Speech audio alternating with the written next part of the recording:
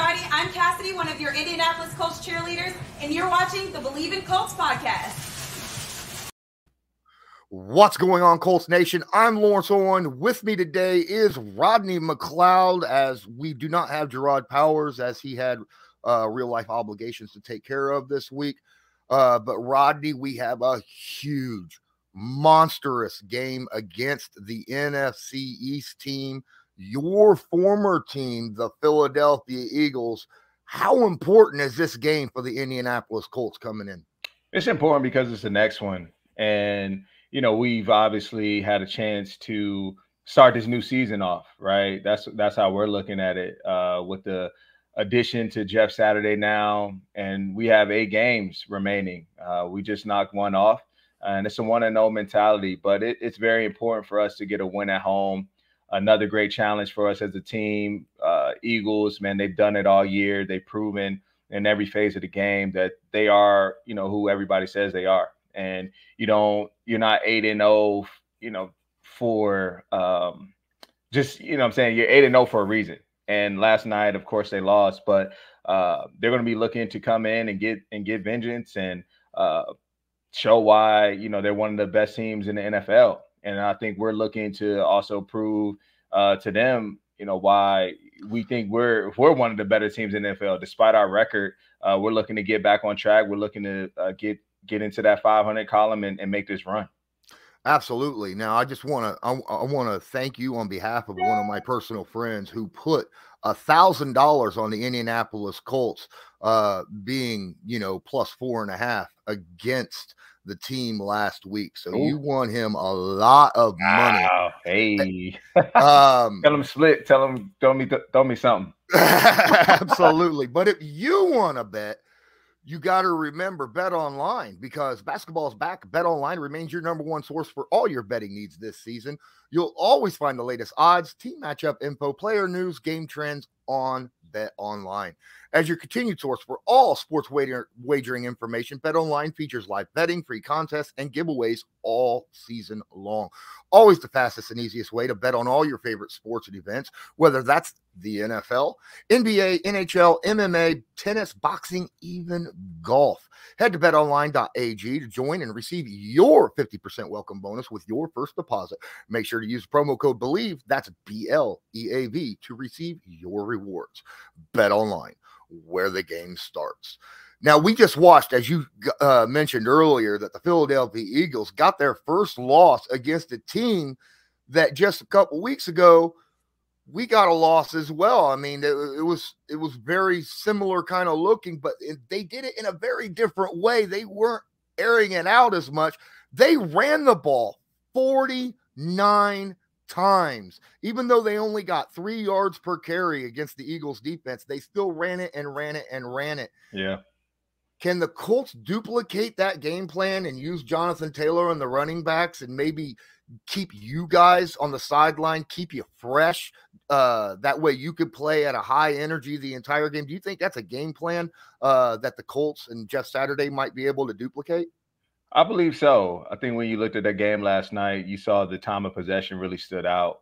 And that's what you want to do, right? Versus a good offense like the Eagles, you know, taking away Jalen Hurts and the Goddards and the Miles Sanders, A.J. Brown and Devontae Smith, all those guys, the offensive line, right? You limit them. But you also have to give credit to that defense, because that doesn't happen solely off the offense is doing, right? In Washington, that comes from getting stops consistently. And the Commanders, clearly we saw that they were able to get 3 turnovers, which was the difference maker in that game.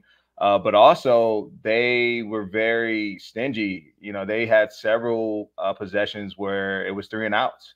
And so I think that is the formula, is running the ball, staying committed to the run game. That's what you saw from Washington. They didn't really get away from their game plan. They understood how they wanted to attack Philly. They exploited their rushing defense yesterday. And I think teams are now going to start to key in on that. And obviously we have a great offensive line, great running back. multiple running backs who can get it done, honestly. And you saw that on display last week. So, I mean, I know for us coming into this week, we have to look at Washington's attack and see what worked. And also, be ready on the outside when it's that time, because once you're unable to stop the run, that opens things up on the outside. You get one-on-ones a lot more than maybe what Philly was accustomed to playing, and they took full advantage of that. So you got to tip your hat to the Commanders yesterday. They played an incredible game and did it on the road too. Now, this is being a former team. Obviously, you were playing with the Eagles for quite some time until this year. A lot of people want to throw out the term revenge game. Is that a real thing? And I mean, it is, in a sense. for everybody is different, to be honest. You know what I'm saying? Everybody has their own personal reasons on what that game means to them and playing their team of old, right? Some people leave on good terms, other people leave on bad terms, right? And so we're all impacted and affected differently as players. For me, I mean, I have a lot of brothers over there, and so I gave Philly everything I have for 6 years, man, blood, sweat, and tears, won a Super Bowl there. So there's a lot of history. And of course, for me, I want to win. You know what I'm saying? I want to win because, like I said, it's the next game. But yeah, those are my guys, and it's a chance to compete and line up against them, and now lining up on the other side. Once we get in between those white lines, man, it's no friends. You know what I'm saying? They know that from me. They tease me a lot because I kind of had this, this attitude, a persona that, like, when I get on the field for warmups and stuff, man, I'm locked in. Like I'm focused on getting my job done, getting my body right, and really putting myself in that zone, in that mode, for what's gonna happen throughout the game. And sometimes I might not say what's up to guys like that or be more approachable. It just all depends on when you catch me, for real. If it's early in the warm-ups, like, all right, I got you. But if it's a little late, sometimes I'm just in my mode, man. And so God sees me about that. Like, man, don't act like you don't know me. But I'm really looking forward to this one. Like I said, it's going to be fun. I'm excited for the challenge, man, because they have a lot of great players over there. And this is a chance for us to put a stamp on, why we're one of the better defenses in this league. Absolutely. Now, obviously, with your knowledge of the Philadelphia offense, I mean, this is actually kind of an interesting game, because there's not just you and the Philly connection. You also have Nick Sirianni and the Colts connection, right? Yeah. And so obviously Nick Sirianni is going to be talking a lot with his defensive coordinator, about the Colts offense. Do you expect that Gus Bradley and the defensive coaches and stuff are going to kind of, through this week, kind of bleed your information a little bit? They might. I think I might be, able to speak more so from the defensive side of the ball. Like Matty Ice, him and I were talking yesterday a little bit, and he was trying to, see if I had any insight for him on any players or coverages or things like that. So I told him, gave him my thoughts, and told him if he needs anything as the week goes on, just let me know. Obviously, I was only in that scheme for 1 year, but can probably give some tips where needed. And I think offensively, I think, our coaching staff, man, has a great they do a great job at studying and getting us prepared. So I feel as though they probably know everything there is, and even more at this point from their level of preparation. But I'm always here to give any advice that's needed. I mean, I know these guys very well, what they do best, what might work against them. So always looking for an edge, a way to exploit, anybody. You need that competitive advantage, man. And when you have somebody who used to be in the building, you have to use it, pick their brain a little bit to see what you can get. Thank you for watching Believe in Colts with myself, Gerard Powers, and Rodney McLeod. please don't forget to smash that like button. Hit subscribe if you're not subscribed. Tag that notification bell so that you are notified next time we upload a video, because there's a minimum 3 a week every Tuesday, Wednesday, and Thursday. If there's other ways that you would like to support this channel, check out the description of this video for ways you can check out the merch shop, follow us on social media, and then, of course, a donation link. All support is welcome. Let's get back to the show. Yeah, when Matty was asking you questions about the defense, did you tell him just stay away from number 2? I did. You know Slay well, you know, from playing against him, and yeah, I did. I said, man, two can do it all. To be honest, you can press, play off, good feet. Yes, I wouldn't really go that way too much, but if you do, you know what I'm saying, just trust yourself, trust your arm, and get it there. Don't hesitate. It's kind of the same way, you kind of say don't throw towards number 5 here on the Colts, right? Oh, yeah. Same kind of aspect. So a little bit about this defense. Now, obviously, the Colts offense looked much better against the Raiders, but look, the Raiders are kind of a disorganized team right now. They had some of their top guys out right now. Philly, even though they're coming off this loss, they've got a very high-powered offense. But coming in, their defense, on the other hand, has been pretty good. They got some pretty darn good guys over there on defense. Is there any aspect of that defense that you feel like maybe the Colts could take advantage of? I think, last night you saw a little bit, and I think, some of the commentators also, I hear them addressing it every week, is, one, running the ball was very effective last night. I think you have to make those guys up front work. I mean, we know what they can do when, now you're dropping back and passing the ball. They rush at a very high level, each individual up front. But I think you have to keep them honest. You have to make them earn everything up front. And then you have to be able to try to attack the middle of the field. They're a fast-flowing defense, which works in their favor. But I think over the middle, they play a lot of too high. So you have to try to attack the middle of the field when it's open that way.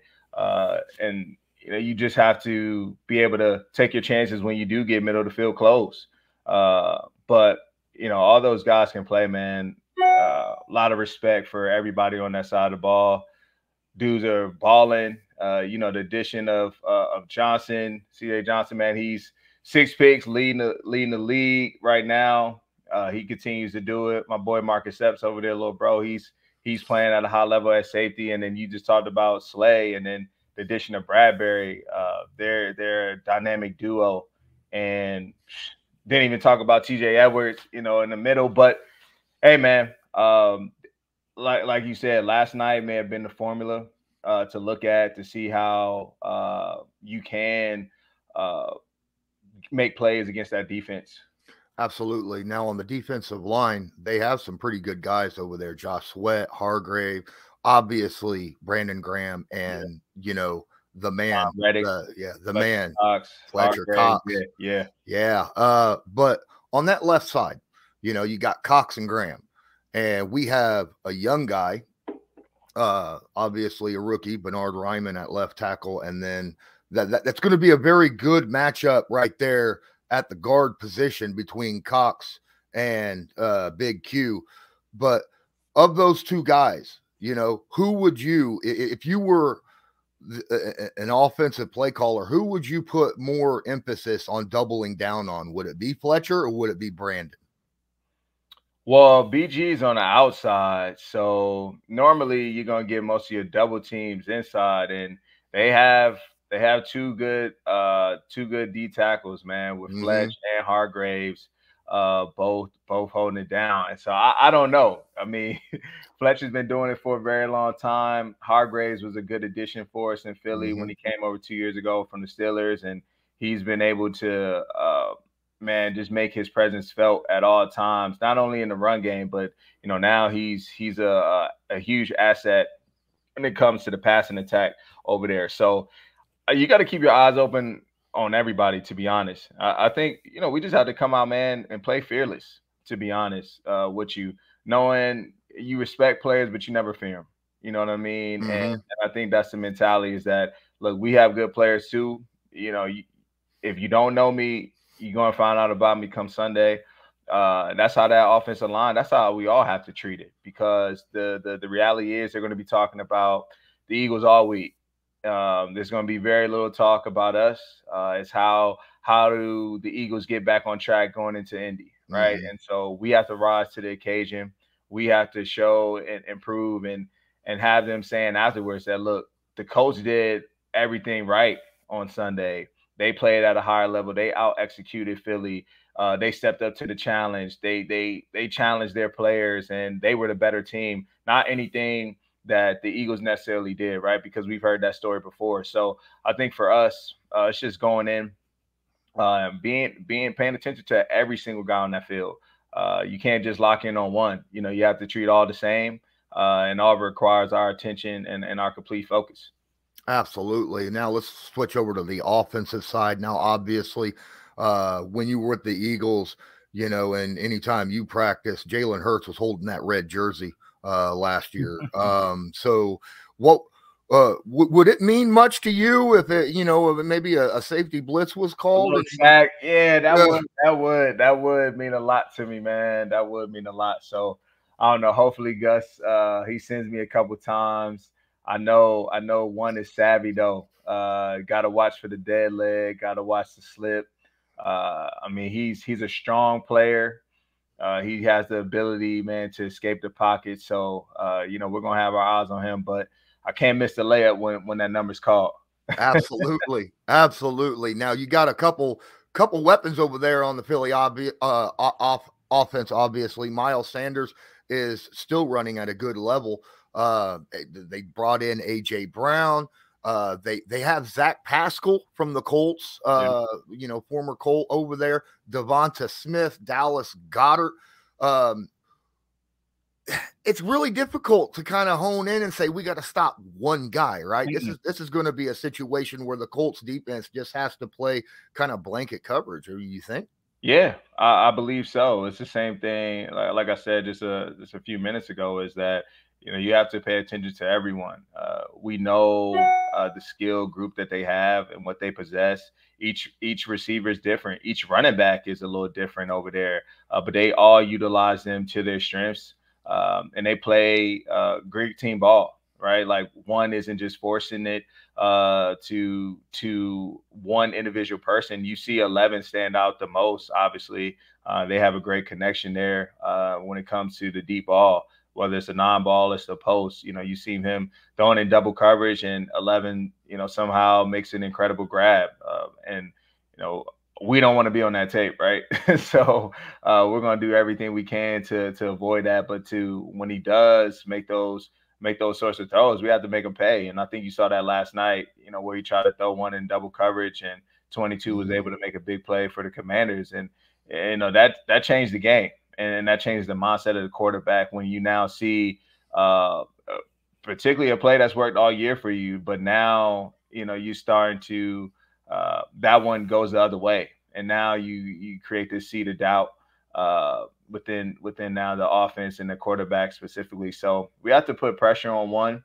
And then, like you said, we have to win our one-on-ones outside. When our numbers call, when the opportunity presents itself, we have to show up and win. Because that's what you saw last night. A lot of guys making plays on the ball. They didn't back down, and knowing that it worked in their favor. So, speaking of getting pressure, now obviously our defensive tackles, Grover Stewart, DeForest Buckner, have been doing that all season. We have Unique on one end, but we lost number one and number two defensive ends. This past week. Now I don't know how Quiddy is right now, and we won't know until later. But with that situation going on, Tyquan Lewis was playing really good football while Quiddy was out. Quiddy goes back out. How important is it for the third, fourth guy, on that defensive end to go and play that strong side? Yeah, they're gonna have to step up, man. They have tough shoes to fill. Those guys, as we know, we've been without Ty for a little bit, and what he was able to bring to this defense and Quiddy during his return, you saw his impact felt not only in the pass game, but definitely in the run game. Mm-hmm. So it's gonna be a great challenge for now who's asked to step up and fill those shoes, man. We're expecting the same thing. No drop off. We all have, standards been set, and you have to meet that standard. So I have no doubt that those guys are going to come in, man, and contribute and be an asset for us this upcoming Sunday. Absolutely. Man, I'll tell you what, I have been pleasantly surprised by a lot of the players on the Colts this year. I thought Paris Campbell, we see what he's doing now that he's staying healthy. He's out there making plays week after week. We got, honestly, I'll be honest with you. I've been pleasantly surprised with you, coming in and being the impact player that you have been. And the rookie, Mr. RT, Thomas out there, he's been playing, he's balling out. What is a guy that has surprised you the most on this team?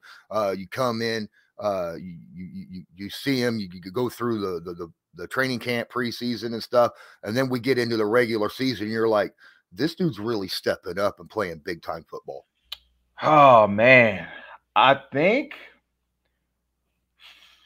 I didn't know much about Grove before I arrived here in Indy, to be honest with you. And you see glimpses in camp, but it's a lot different when you line it up on Sundays, right? Practice is different than the game, and not only preseason game, but we're talking about meaningful regular season games, and see him do it at the level that he's doing it and consistently is impressive, man. And his energy off the field, he's like this joking, like teddy bear, right? Like all he wants to do, joke around, man. He's always high spirited, and he gets on that field and he just turns into a monster. And he's funny. Yes, he is. Like he's on the field and he's like, we're on the sideline one game. He's like, man, don't worry about the run. Like you got me. Like, and that's the mindset you want to have. Like he has so much confidence in himself. He's just, man, he one of them guys that like I'm glad he's on our side, because he's wrecking havoc. You have to know where he's at. And I mean, you asked me the question earlier about who you're going to double team on Philly. And I think you have to present that same question to somebody over there is, all right, who do we want to double team up front? Do we want to go at 90 or do we want to take it at buck? Because you got a tough decision to make, and you lead 91-1. 9 times out of 10, he's going to win. And it's going to be a nice battle up front, man. That offensive line is good, the same way that we have some guys on our side. It's going to be a good matchup to see. Absolutely. Last topic before we get into prediction. Real quick, Jalen Hurts, he can do it through the air. He can do it with his feet. The Indianapolis Colts traditionally over the years have used the contain method against scrambling quarterbacks. A lot of other teams use the attack method against scrambling quarterbacks. What's your preferred mode? I think a good blend, to be honest. You definitely want to make sure. I think the biggest thing is discipline. Discipline in your lanes when you want to keep them contained. Us not getting too greedy. Not getting bored, right, in a sense. And then when we do send pressure, we do have to be disciplined in our rush lanes, making sure that we're running the correct stunts. Who's ever looping is getting to exactly where they need to and not bumped out of their gaps. That's going to be a huge emphasis this week for us, not only on first, second down, but of course third down when we're looking to get off the field, and understanding that he can make plays with his legs, he can extend plays. And you don't want to live in that sort of world where, you feel like the quarterback is able to do it all. And so we have to, like I said, make them one-dimensional. And then we had to play disciplined ball, not only up front, but in the back end, and knowing that sometimes, guys going to make plays, and we have to be ready to plaster, stay on our guys a little bit longer, and just play complementary football in all three levels. Absolutely. We're going to get into our predictions now. We did talk about on last week's show how you want to stop teams from even getting past the 50, and you almost did that for the entire first half against the Raiders last week. Yes, you did. That was impressive. First four, I think, the first four drives you held them, before they even got to the 50. It was impressive as heck. Let's get this is going to be a much taller, very tall task against Philly and this offense led by Nick Sirianni.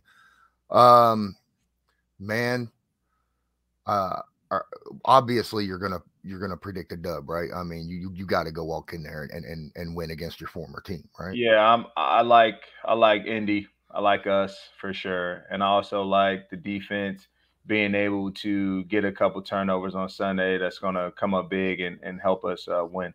Absolutely. Now, last week I was, shall we say, a little hesitant to go with the Colts. I actually went with the Raiders because, let's face it, the offense did not look good against the Patriots.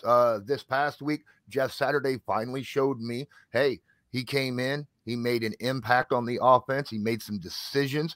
I think he did a very good job in his job. What he was asked to do as a leader, as a game manager, as the game was going on, things of that nature. And then, of course, what he was able to do. I don't know how much impact he had with the offensive line. I'm sure he had some, because, I mean, you could definitely see something there because the Colts were running the ball. They were getting pushed, and they only allowed 1 sack and 1 quarterback hit the entire game.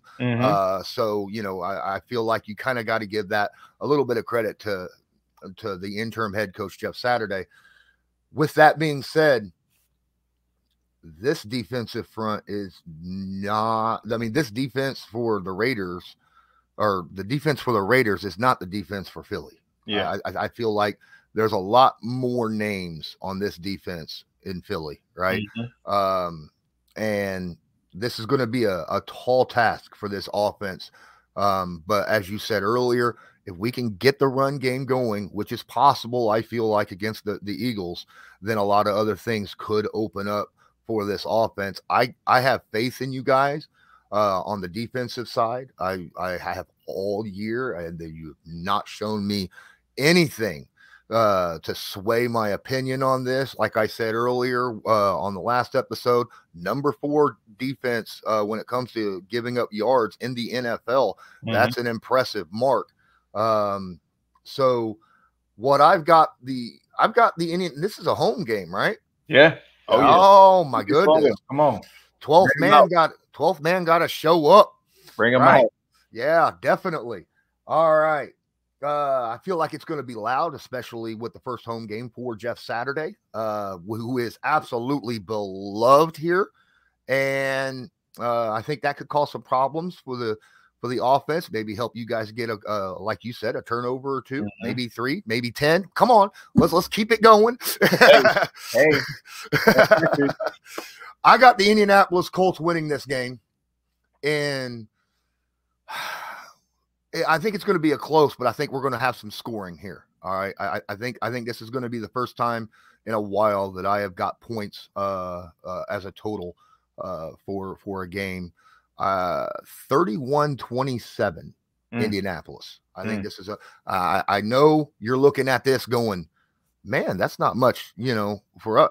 Look, it don't matter to me as long as it's a win. We get a dub, right? We get that dub. That's what's important. Yeah, absolutely.